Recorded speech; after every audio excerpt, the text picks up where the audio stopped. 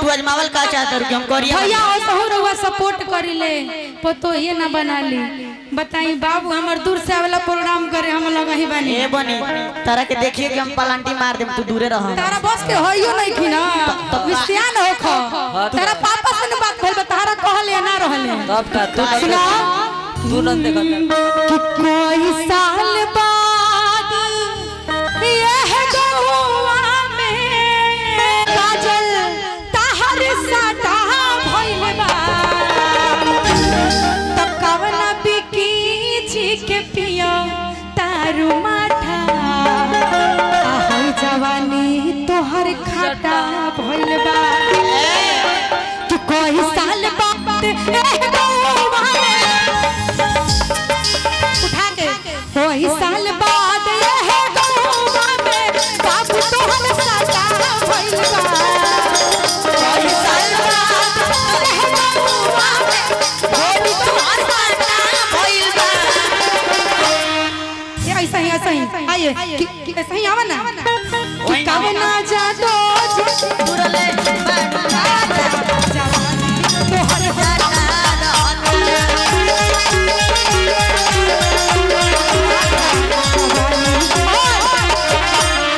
सबसे झकास हमें अपना तलाश में लड़ाई करते हैं ना जी भैया भैया कि लड़का करेला समार बैठे खाती पास में और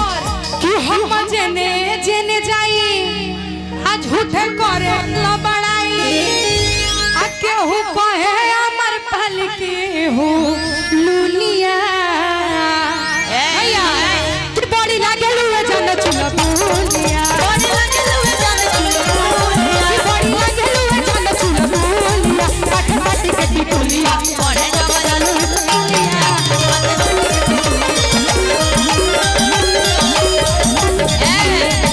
भैया एक तनी अच्छा से भाव में तो कितना अच्छा लगे एक तनी अच्छा से भाव में तो कितना अच्छा लगे सुना तू लभा आदि की पड़ लगल हुए जन चुलबुलिया अरे गोरी सा टिकट कुलिया अरे पढ़े जब जानो स्कूलिया माथी सा टिकट कुलिया पढ़े जब जानो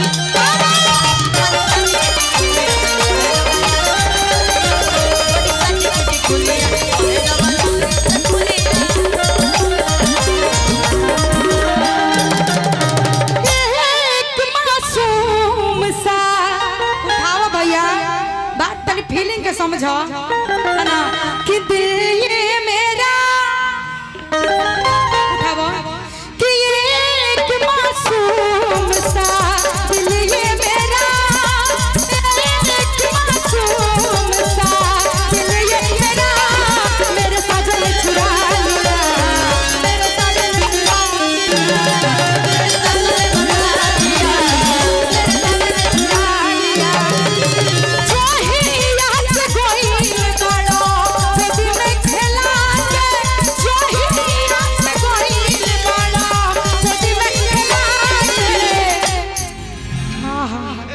बीटे पर मारा था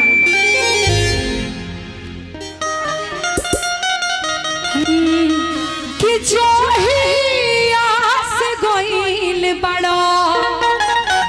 कि गोदी में खेला के काजल के बबुआ जब होई तो कहे के बका का कहे के बा कि लइका अपने के पापा कहता हमरा सैया जी के चाचा कह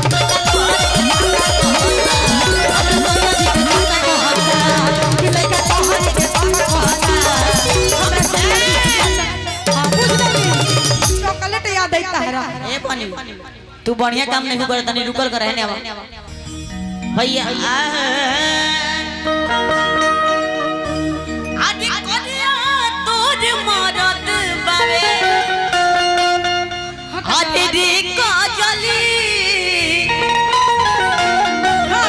हाथ लइका कैसे गोर हो गई आज न जाने कौन थोर हो गई आता लइका कैसे गोर हो गई ई लइका कैसे गोर हो गई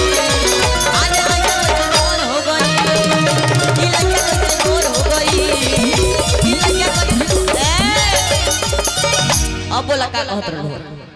हम ये कहब ना हाँ कि जब जब आवेल अरे तू हमरा नियरा आए आए जब जब आवेलू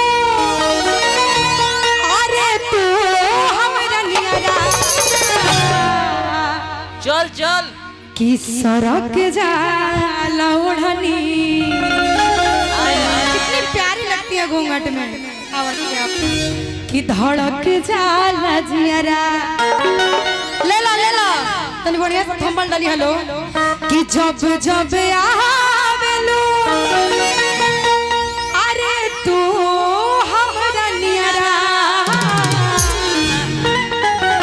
कि सड़क जाला ओढ़नी धड़क जाला जियरा सुनी प्रियंका जी